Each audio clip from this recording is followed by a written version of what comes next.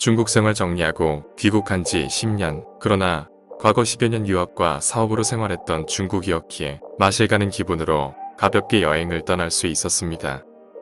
이게 내가 알고 있던 중국. 저의 귀국 직후 거행되었던 2008 베이징 올림픽 이후 10년간 중국의 내외 행적 변화는 저를 혼란과 당황 속에 빠뜨렸습니다.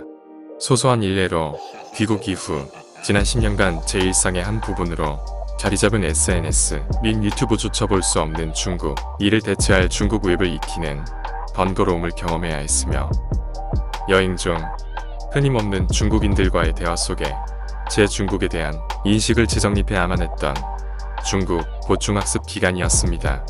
돌이켜보니 그 안에 제가 이해하기 힘들었던 현, 미중 무역 갈등의 부분적 본질이라도 이해할 수 있는 작은 열쇠가 담겨 있기도 했습니다. 중국 건국 이후 달려온 70여 년의 시간, 과연 잠자던 호랑이는 깨어날 것인가? 달러 주축국이자 세계 경찰국인지 깡패국인 미국은 과연 지트 시대의 도래를 용납할 것인가? 정치적으로 미국에, 경제적으로 중국에 종속되었다 해도 과언이 아닌 한국의 미래는 과거 구소련을 붕괴시켰던 미국의 대중국 경제전쟁이라 할 수 있는 현 미중 무역 갈등 결과에 좌우되는 바 크기에 한국인이 그 결과를 주목하고 있는 현재, 제 어설픈 여행기가 작은 참고사항이라도 되었으면 하는 희망을 담아 본 영상을 올립니다. 구글신, 중국에서 잠들다. 강남 재비행, 중국 편. 46일간의 여행을 마치고 귀국, 3일간 죽은 듯이 잤음에도 긴장이 풀려서인지 정신은 몽롱하기만. 2008년까지 유학과 사업 목적으로 10여 년간 거주했던 중국. 나는 이번 여행 출발 전 근 10년간 중국을 가지 않았음에도 적어도 한국인 평균보다는 중국을 이해하고 있다 자신했다. 더구나 이번 여행지로 선정한 중국 지역들 모두 초행길임에도 최근 수년간 10여 개국을 구글신에 의존해 유랑했던 터라 국내 처음 방문하는 도시를 방문하는 기분으로 부담 없이 떠날 수 있었다. 최소 중국어 회화는 가능하지 않는가? 출발 직전 복수비자 발급 불가로 일부 여정 수정이 불가피했다.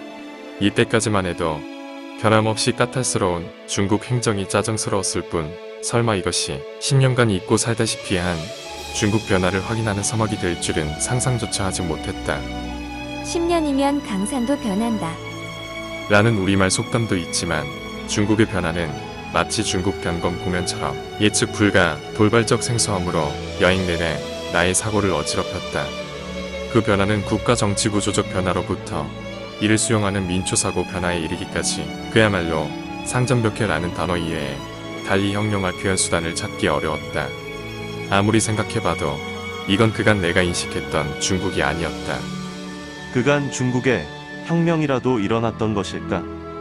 페이스북, 유튜브 연결 불가는 말할 것도 없고 국내 카카오톡마저 간헐적으로 연결되는 곳이 있었을 뿐 아니라 그간 해외여행, 길라잡이 역할을 해온 구글신조차 먹통임을 확인한 순간 나는 나의 여행수단이 단절된 듯한 충격을 느껴야 했다.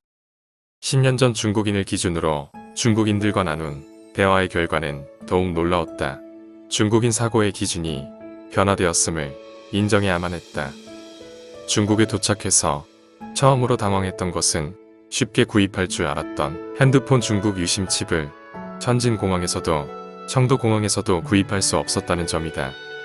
나는 외국인 여행자용 유심칩 구매를 위해 사천성성도, 청도 중심가 중국 주요 통신사 밀집 지역을 한나절 배회해야만 했다. 앞에 언급한 미국의 다국적 기업 웹사이트들을 중국은 언제부터 차단했는지 궁금해 중국인들에게 물어보았다. 중국인들은 그런 사이트들이 중국 내 개통된 적이 없었다. 입을 모았다. 이게 무슨 소리야? 곰곰이 생각해보니 내가 중국을 떠난 2008년만 해도 나 역시 페이스북, 유튜브, 구글을 사용하지 않았다. 귀국해서도 수년이 지나서야 이런 앱들을 사용하기 시작했다. 따지고 보면 몇 채 사용하지 않았음에도 앞에 언급한 사이트들은 마치 태어나서부터 나와 함께했던 듯 나의 일상이 되어 있었던 것이다. 중국 정부는 이와 같은 미국 웹사이트를 막는 대신 자국 사이트들을 육성했고 내가 중국을 떠났던 시절 알리바바와 도서, 구매 사이트 정도가 초보적 단계를 거치고 있었으나 지금은 앞에 언급한 미국 웹사이트들을 대체하는 중국 사이트들이 미국 웹사이트와 유사한 기능 또는 그들을 능가하는 기능을 탑재. 중국인의 일상 깊숙이 자리 잡고 있었다. 나는 VPN 프로그램이라도 깔아 익숙한 프로그램들을 이용하고자 시도했으나 관련 지식 및 이해도 부족으로 실패. 불과 10년 전까지 매달렸던 나의 중국 인식 노력은 현 중국 분석의 고고학적 자취만으로 존재하는구나. 귀국 후 생계 수단으로 연결되어 지속되지 않는 한 중국 연구는 금세 과거 분석틀이 될 정도로 중국의 변화 속도는 빠르고도 빠르구나. 이미 중국에서 잠든 무의미한 구글신이 깨어나기를 기다리는 것보다 미국을 능가하여 현지화된 중국 앱에 익숙해지기 위해 노력하는 것과 같은 자세만이 다시 중국인들과 호흡하며 중국 분석틀을 재정립하는 연구자의 실사고시 자세임을 확인한 여행기간이었습니다.